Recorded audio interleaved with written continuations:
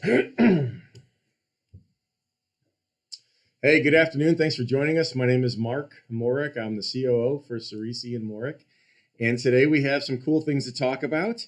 So we're going to be talking about branding, branding yourself, where it's effective, some LinkedIn stuff. There's some good articles that we've shared kind of as a roll-up to this. Had some interesting comments. We'll get more into that. We're going to talk about Forbes 2021, new placements and congratulations. And then we're going to... I'm getting feedback. And then we're going to talk about our new searches, talk about some referral stuff, and then do our ever popular resume review. So with that being the case, so this article that we sent out, it's on LinkedIn. It was published back in 2016. It talks about politics by Louis Tavel. And I think he did a great job of being succinct, but something that I've noticed, and especially here recently, and congratulations goes out to our president, Joe Biden. I remember being a kid. I'm 50 years old soon, and that's politically incorrect to talk about age, but I am. Don't really care. And I remember being taught that you don't talk about politics and religion. Like, I don't know of any interview in the 20 years that I've done recruiting that has gone well by starting off talking about religion or politics. And that's because I don't care. Nobody cares. So unless you're in a political endeavor, right, unless you're involved with politics on some capacity, nobody cares. And I can say that because we do all manufacturing, right? So all manufacturing, I don't know of anybody that cares on what your political beliefs are or what your religion is. I mean, that's the type of stuff we're talking about, right? So take this a step back for a second, right? I'm a recruiter, I am, and I'm on LinkedIn, or a client is on LinkedIn, and they're looking at who you are, and they find this tirade from you of talking about how bad Trump is or how bad Biden is. Because here's the thing. When I'm talking in a professional manner, when I'm in a professional environment, my religion and politics are personal. That's the delineation, folks. Personal and professional. Like, I remember going back to the military time. When you were in uniform, no one knew who your political affiliation was. It was a UCMJ offense. If you were at a rally or supporting some political candidate, did not matter who, if you were supporting them in your uniform. And that's done specifically to separate that stuff. And I know it's not the military, but I see all this divisiveness that's out there. And the ones that are really cool are the ones that talk about bringing things together or reuniting stuff. Like, those are the people like I want to associate myself with, that I want to talk to, that I want to get to know, that I want to represent me, right? So when you look at, and I don't want to go through, there's 7 bullets here, that talk about from the article that we posted, right? No political posts, no religious posts. LinkedIn is not a dating service. That's a weird one. And we'll come back around that. Promoting yourself, yes. Promoting others, even better. Inspirational leaders and post blogs, right? So the basic gist here is LinkedIn is not Facebook. And I keep seeing these posts, and this is probably going to fall on deaf ears for most. But think about this for a second. LinkedIn is a professional environment to help people network to get other positions, right? That's what it's for. At least in my manufacturing world, that's what it's for, right? So, what's up, Turt? So when we look at these things, right? Like I said, I'm a manufacturing recruiter. So politics really don't enter into anything that we do. So if I see somebody that's politically divisive, that's going to impact my decision making on whether or not I want to represent them, right? If they're just out to cause confrontation with people, it's just know your audience, right? Know what you need, know what you need to share, and what kind of person do you want to be known as, right? Your brand awareness. Positions are not, there's not as much work out there right now. People are looking for every reason to not select someone for a position, right? So the personal side of things, the politics, I think if you want to go on Facebook and talk about that stuff, that's your prerogative, right? I mean, Facebook is the personal side of things. But when we're on LinkedIn, folks, I would really encourage us to stay positive, to think about your brand awareness. How do you want people to think about you? How do you want people to look at you? You know, um, and then so religion and politics. It's really not a. I mean, Mark's personal opinion, but it's not a place to be professional. You know, to talk about that stuff. The other thing, the dating. Um, I've actually had conversations with people who have been positive about the whole LinkedIn being a dating site, and then people who haven't been. Um, I don't know. I've been married for 27 years to the love of my life. I, I don't know. I'm so far out of the game. I'm the worst person to ask on this, but I would say from a standpoint of just thinking on it logically, probably not the best idea. I think there's a lot of websites out there. I mean, maybe you find the person if you think they're attractive or you're attracted to them in some capacity on LinkedIn. Maybe you find them on one of the personal, sites that are out there, and then go from there. But it's just a matter of you don't want to be reported, on LinkedIn. I mean, that could cause you issues and then screw up people finding you. So, um, the other things on here that Lewis talked about, which I thought he wrote a great article, and this is like 5 years old now. Think about that. Is the other thing too is promoting yourself and promoting others. I think it's awesome when I see people that are, not this staged video stuff, but actually people that are going out of their way to help other people. And I have a very dear friend of mine. I've known him for, I don't know, 15 years now, Mike Giuliano. He probably does this more than anybody I know. Um, I mean, the amount of sweat equity that he has out there and promoting other people. And the guy's one of the smartest guys I know, but he truly goes out of his way, whether it's a young guy, it's an old guy trying to reset his life or reset a business or just promoting, figuring out stuff. He does a lot of goodwill out there. So, he's a great guy to kind of as an example of that. The other things on here, promoting others, inspirational leaders, and post blogs. I mean, the inspirational leader thing, I think if you've had a leader in your past, and you want to call kudos on them, LinkedIn allows that to happen. There's ways to do that, which I think is a great positive way to do it. And then the blog section, I mean, they talk about keeping them pretty short. I'm not a prolific writer, so again, probably not my forte, but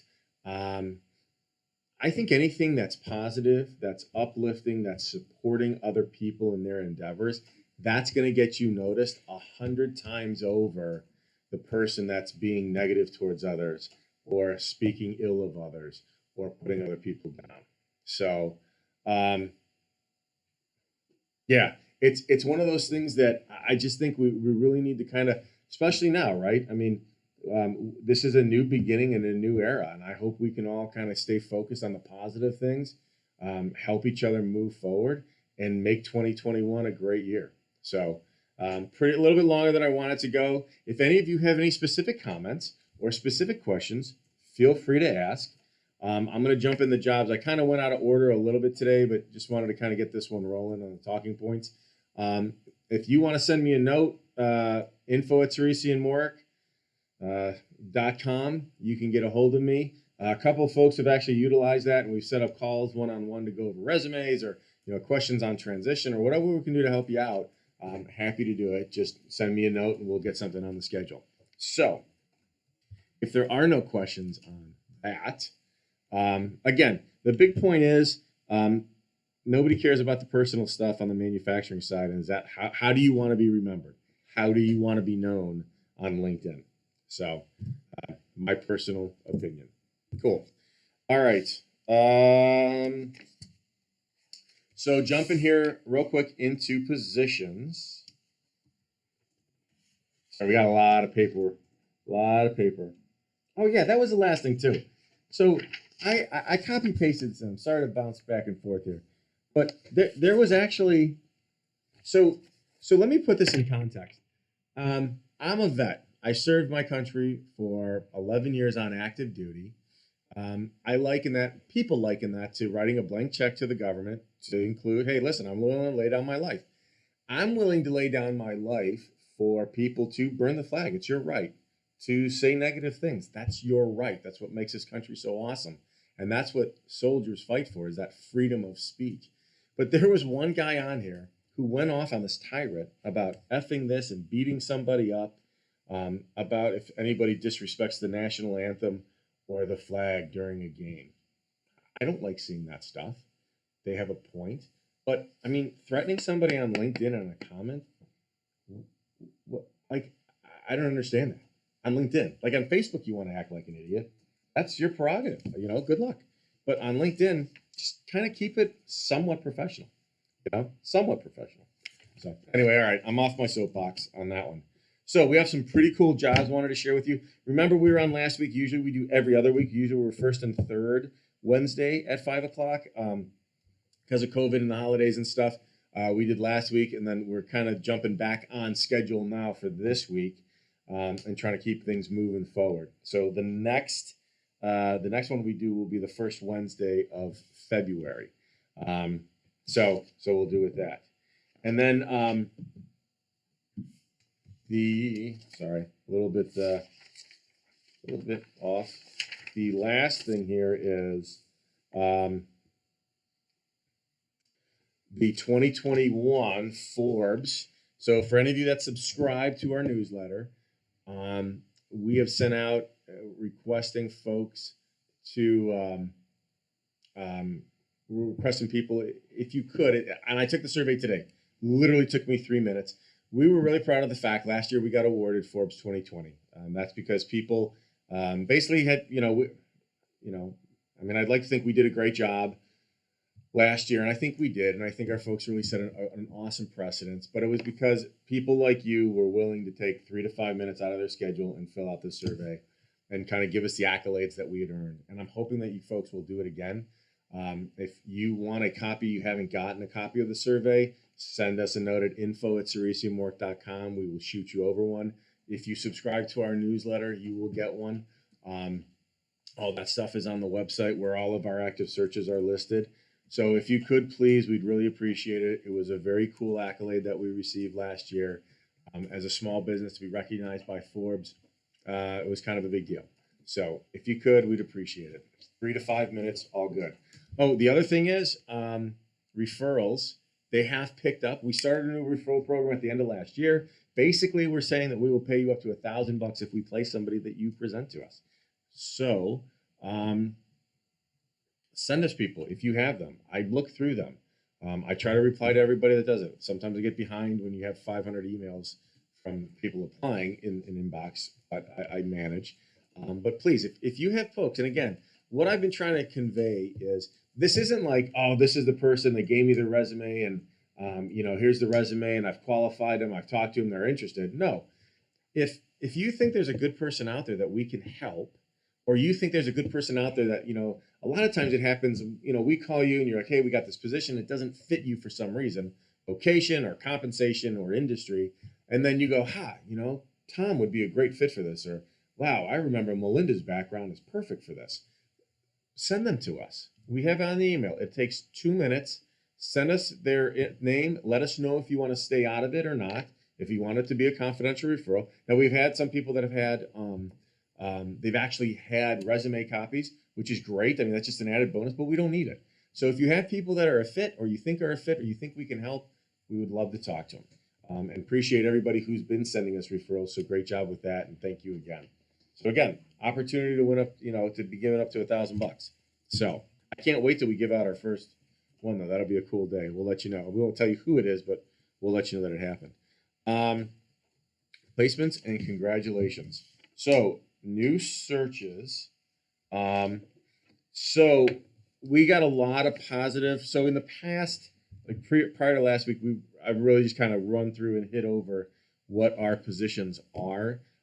Last week I did a little bit more of a deep dive, and I think folks appreciated that a little bit. So we're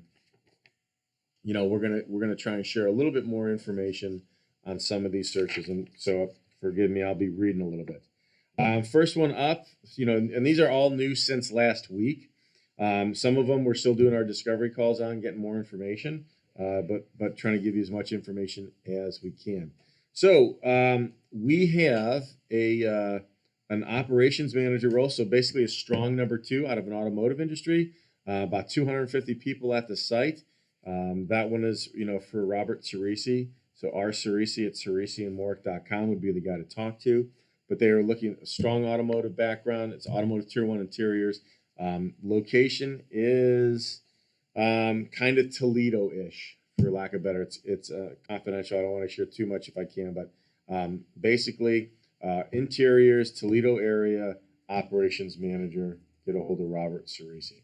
Okay, thanks. Next one on the gates up in Minnesota. Sand casting experience. It's a plant manager reporting to a general manager. It is some aerospace, but I don't need aerospace. What we're really looking for is a plant manager that can work in a highly metric-driven environment.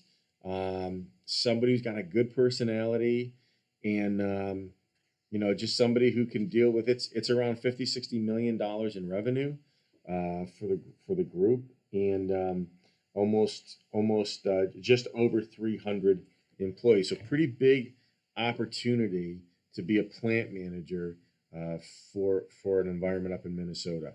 And they've come down a little bit because of post-COVID stuff. They've come down to that 350 mark. They were well over that, and the expectation is they're going to rebound as well.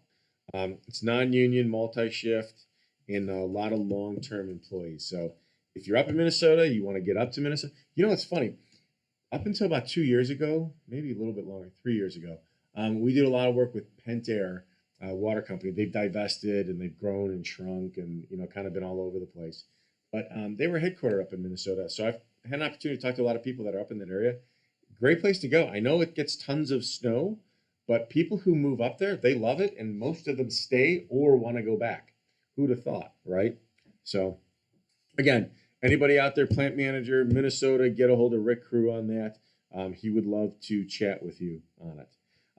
Another one on the automotive side, down in the Detroit area, looking for a strong number two for automotive tier one, about 400 people. You're going to have a number of supervisors that you're going to be responsible for that are reporting into it. And, basically this is brain cramp. It's a replacement position, and it's a succession planning role. They're basically grooming the person to be a plant manager. So if you have any type of automotive, preferably metals experience, strong number two, have managed a large group. I think 400 people is a lot of people to be responsible for, but you do have a good chain of command there. Get a hold of Mark Anthony here in the office, and he can chat with you about that. So next one. Wow, we got a lot of plant manager and ops manager jobs. The next one is out in Northwest Ohio, automotive tier one, huge tier one opportunity, tier one company that they're looking for a plant manager for a very large plant, metal fabrication or some type of metals. So if you are open to the area or in the area, Northwest Ohio, would love to chat with you. Please reach out. And that one is, reach out to me on that one if you guys have any questions. Okay. So next on the list, I think we had 8 new positions this past week. So a lot going on. Another opportunity. I need a plant manager, excuse me, down in the Columbus, Ohio area. Basically, it's a 300,000 plus square foot facility, 300 people, and they are looking for somebody basically that has both manufacturing and distribution or warehousing experience. Again, automotive, tier one. If you're interested in that one or know if somebody would be, Ken Pettis from my office would be the guy to reach out to. Again, it's a plant manager role down in the Columbus area, and Kenneth would be the person. So reach out to him. I know he'd like to talk to you as well. All right. And rolling on. So to give you guys an idea, I don't know if you can, but these are all of our positions that we have in the notes that go along with it. So, this last one here is It is a manufacturing engineering manager role. So for those of you that are not familiar with that term, because I know positions and a plant manager is pretty standard, but for us, a manufacturing engineering manager is somebody who's doing capital equipment within a plant or multiple plants. This one is actually multiple plants, but somebody who can help with plant layout, plant utilization, capital equipment upgrades, things like that, right? You're the person, the engineering side of things, keeping manufacturing running. So if you are in the Toronto area, if you have that kind of background where you've managed plant layouts along those lines, we would love to hear from you on that one as well. And that one would come to me also. Okay, so if you have any questions. So that's it on new positions. We had a couple of folks. Hang on, we got a question here. For some of the non-operational positions, are any of your clients willing to have remote candidates? Hey, great, Robin. Thanks for asking. That is completely case by case. And, I know in the news there's a lot being promoted about being remote workers. Here internally at Ciresi Morek, we have more than half of our folks are still working remote, recovering from COVID, or just, feel more secure working remote. But we're always willing to have that conversation about being remote. But part of our discovery calls that we have with our clients, we ask them about working remote. And so we should know that up front, but for most of our positions right now, actually, I can't think of, there's one, but it's an operational, it's a manufacturing, more of a manufacturing role or support role. They're all requiring folks to be in the area. Or if it's multi-site, like the one I'm thinking of, the manufacturing engineering manager role at 6 sites, they want you at least one of the sites. So I hope that, you're welcome. So sorry. We're more than willing to talk to you about it, but most of them are there. So, all right. We're a little bit ahead of schedule right now. What questions? So we talked about the branding. We talked about Forbes. We talked about searches, referrals, and resume reviews are next. So I think I'm going to tape myself saying, because I say a lot of the same things over and over on our resume reviews. So it's interesting to say the least. So getting into the resumes. Ron, we're going to do yours. Now, I was a little confused. I apologize. Anna Maria tried explaining this to me. There's 2 different versions I have. And I believe... I'm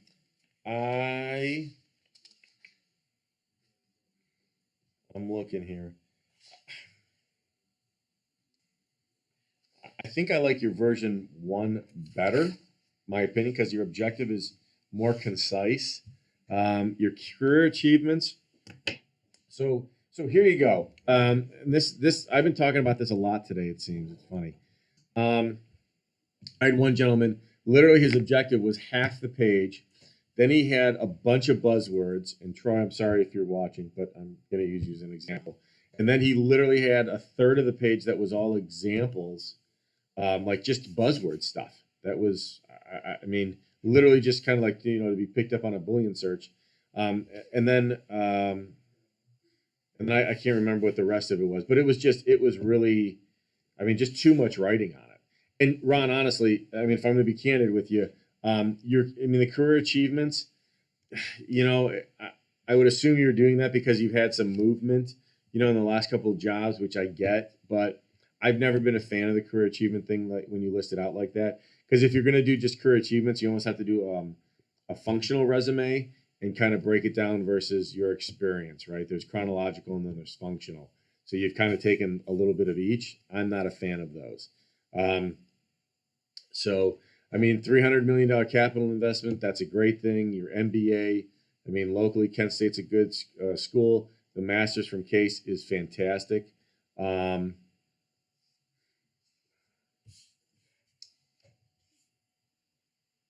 Something I just noticed. you don't have your undergraduate degree on here. So, I mean, I know you've got to have one, right? You've got 2 masters, but I don't know. I would recommend you put it in there. So, unless there's something weird about it, but most people, if they notice it, now they're going to want to know what it is. So, I don't know. I would list what your undergrad degree was and where it's from. So, um, so so I guess just kind of boil things down a little bit more on the career achievements. The objective statement is better than your version 2. Leading with the education. Um, 2 schools of thought, right? Is if it's more than 10 years that you've been out of school, then you put it in the back of your resume, unless it's like a top tier school, like a Harvard or a Yale. Case locally, I would say Case is in there as well. I mean, Case is a very well known, respected school, especially if you're in the Cleveland area.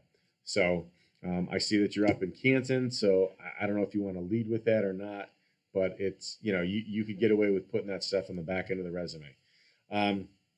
Great job explaining to me what your most recent company does. It's concise, it's short, it gives me an idea. I would suggest maybe put kind of a revenue thing. Are you guys a $5 million company? Or are you a $5 billion company? Help the reader better understand that. Great job on the responsibility for what your position is. Good deal. But you don't have any of your achievements, right? So, and this is why I know you've got your career achievements up here, but this is why I kind of, I push back on breaking them out. I want to know what you did as a general manager, right, at Niagara. I want to know what you did as a VP of manufacturing at Eaton. I want to know what you did when you were at Timken. So it's one of those things that associate those with where you were at, and I think it helps tell a better story. But I mean, great job in explaining responsibility. Like I know what Eaton does as a VP of manufacturing, right? You've got 4 facilities, headquarters. That's great, but just list out what your achievements were at each of those places. And again, I think it's a better read. So, and then the other thing is, I think you leave a big gap out, and maybe that's your other version 2. Yes. So version 2, take these variety of roles, CI strategy, MBD from 95 to 2003, add that line back into it. That's important. It gives somebody a better, clearer, or a more clear background understanding of what you've done. So I would really recommend you tie that back into your version. Here you go. So you've got it on both. Yeah, I wouldn't do that. You've got your education in 2 different places. I don't know if you mean to do that, but I would choose one or the other. So when you're on here, the professional associations, that's great. Community activities, that's great. What's that? Where's the gap from? What do you mean? Like there's a gap in employment? Yeah, he doesn't have anything covered from 95 to 03 or to 04 on version 1. So what, is that a question or? No, I think that's important to tell him how to cover that. Well, he does. He's got it on. So for the rest of the readers out there that don't see this, so on Ron's resume, that's what Anna Maria was trying to politely get me to talk about. She does that every once in a while. So thank you. So on your resume, we've talked about this before, and like a lot of people, they run out of room and they're like, all right, I'm just going to wipe out because, all I need is the last 10 years on my resume. No, you need to give a clear picture of how much experience you have. So, yeah, you run out of room, right? Real estate on a resume is pretty important, but you can take, and what Ron did here is he literally took like one line and said variety of strategy, MBD, and plant manager roles from 95 to 2003. So he's completely covering when he got out of school until then. So that's the best way to cover it. I think it's the easiest way to do it, and it works well. But overall, Ron, good job. I think it's, if we take kind of a little bit of version 1, a little bit of version 2, and then readjust your achievements and associate them specifically with what you've done, I think it paints a better picture for who you are and what you're looking to do. So any other questions, let me know. And then Bob is the next one on here. Bob, same thing. So you get into this, I like what you've done on the top with name, the MBA, right? You're selling that. You got LinkedIn, you got your email, cell phone, kind of city, state where you're at. Great job with that. You're kind of giving me a quick snapshot of who you are and then professional experience. Perfect. The only really thing that I would say on your resume, right? And again, I'm assuming your O1 is when you no, yeah, you need to put a byline in here, kind of after your time with as a VP, general manager, and partner is kind of like your previous positions, what you've done. Yeah, no problem, Ron. You are most welcome. So is kind of put a blip in here, similar to what I was just talking about. It just kind of various positions across a certain timeline, so somebody can get a clear picture of what you've done. The other thing is that so you tell me who your company is, and you give me a great synopsis of size, scope, responsibility of the organization. Perfect. The thing that I think can be done better is, as your title general manager, manufacturing and aftermarket services, that you write out what your responsibilities are, and then you bullet out what your achievements are. Hey, Bob, and do me a favor. Send me a note after this, please, to info. I may have an opportunity, if you're willing to move, I may have an opportunity that I think would line up with your background. So so just send me over a note at info, okay? But just write out general manager, your responsibility there, and then bullet out what your accomplishments are. And then just keep that consistent throughout, right?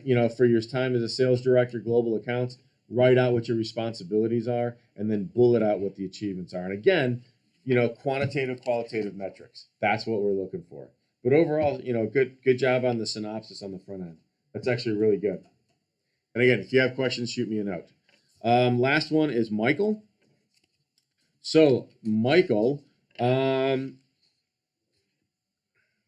your margins are pretty tight. You could get away with opening it up a little bit. Kind of what I said earlier to Ron, you've got a lot of writing going on, and you may want to consider boiling that down and getting a little bit more concise. You have 2 paragraphs, then your bullets. That's kind of a lot. The other thing is, so from a standpoint of the breakdown, right? We've talked about this. Is the company name? Tell me what the company does, right? Who, what, when, where, how, why, and how. Tell me what your title is. What are you responsible for? What does the company pay you to do? And then bullet out your resume, your notes. And on here, you're not telling me. I know this engineering firm you're with is like your own, right? I'm assuming it's your own consulting thing you're doing, but it's just there's a little confusion on the consistency throughout your resume, Michael. I don't know city, state where you're at. It's not up on the top. You tell me, that this engineering firm that in your name, you're not telling me like when you started. It just says present, right? So I don't know. Was there a gap after 2010 when you were with this metals company as a project engineering manager, or did you just start with them?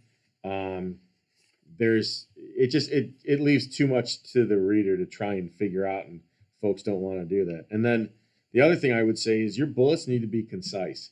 Your bullets, your accomplishments need to be quantitative and qualitative, right? So measure it. You're an engineer. You've got numbers and data that I'm sure you could do a more concise way of putting together what your accomplishments are. Like if I look at what you did as this director of engineering, back in 05 to 07, your bullet is direct report engineers, tool room, and facilities people. And then provide training, remove roadblocks, support weekly meetings. For me, like the stuff that I want to hear or that I want to know about from a accomplishment perspective is, something along the lines of, reduce manufacturing costs by $10 million.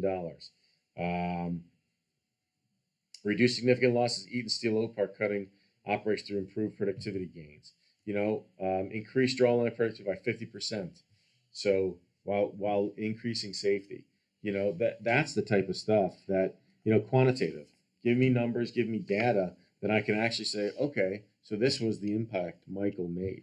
And for me, the litmus test on bullets is usually, I either, it's when I read it, I say, so what? like, so, so what, you're telling me this, like, what's the impact of it? Or it's a wow statement, like, wow, you really did this. And those are the good ones, because then it gets, during the interview or during the conversations, you have somebody's like, okay, so how did you really do this? So it's definitely worth putting some time in. And Michael, if you send me an email, I'm happy. I have a couple example resumes that we use that kind of delineate what we're talking about. And it's not. And I know resumes, guys. Resumes are one of those things that everybody hates doing them, and they're frustrating. And you talk to 10 guys like me, and we tell you 15 different ways to do this. But a resume is a living, breathing document. It's never going to be perfect. It's always going to be changing. That's why we always recommend you have like one generic resume that's who you are and kind of everything you've done. And then you use that as a baseline document to modify it for every position that you're going after. Or, you have an engineering one versus a supply chain one versus an ops one. There's a lot of guys that we work with there's a lot of candidates we work with that have, strong operations, continuous improvement, and supply chain, right? And so we tell them, well, you should have 3 separate resumes that highlight your different strengths that you use when you go apply to the different positions. So I think that's it. We went a little bit long. I apologize. I don't know if there's any other questions right now. Bob, you're more than welcome. And then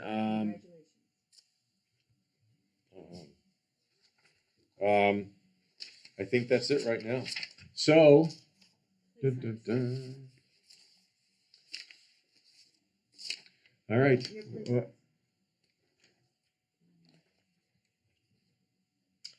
Yes. Thank you. Honorary once again. So, wanted to congratulate Craig Zimmerly is starting as an assistant GM at Magna. Congratulations, Craig. Best of luck with them. Very cool company. It's gonna be very cool. The other one is Curtis Baker with Howmet Aerospace over in St. Louis. He is starting off as an operational effective manager. Curtis, I know that team there very well. I know they're super excited to have you on board, and I think you're going to do great with them. So congratulations to you guys. Best of luck to you. Thanks everybody for joining us. Hang on, questions. So, Paul Bohr, do you adjust a resume per position, or is the cover letter for that? Ooh, Paul, you missed the last discussion we had on cover letters. People don't read cover letters anymore. I haven't found anybody that does cover letters that reads them anymore. There's still people who do them. I still get them, but you could almost use an email, that you're sending out as the cover letter to adjust it. And but I would say you want to adjust those resumes. You want to have at least some basic resumes for different positions that you're going to go after, and adjust them as necessary. I know if you're applying to 100 positions, right? Do you do 100 resumes? I don't know if I would do that, if I'm going to be honest with you, but I would change them as much as I can to make sure that I highlight the stuff.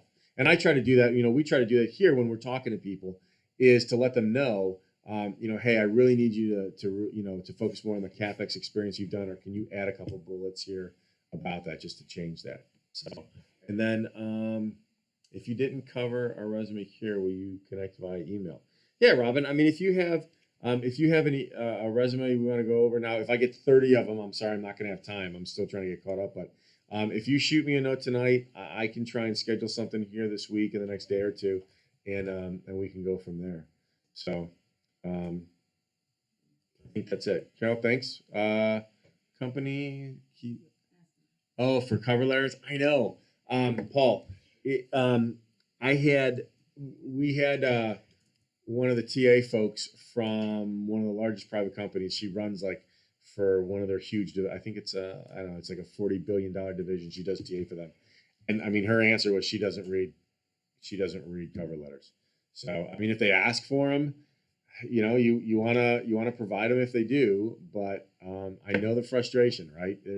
They ask you to do something and they don't follow through, and there's a lot of, what are you supposed to do with it? If they ask for it, have a generic cover letter, right? Because it's going to be part of your packet. But it's probably not going to be read. Sorry to say.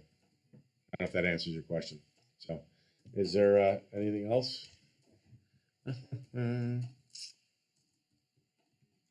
All right, so Robin, I'll get to it tonight. I'll send you a note back and let you know I received it, and then we'll go from there. So Paul, and again, Paul, it's I know it's frustrating.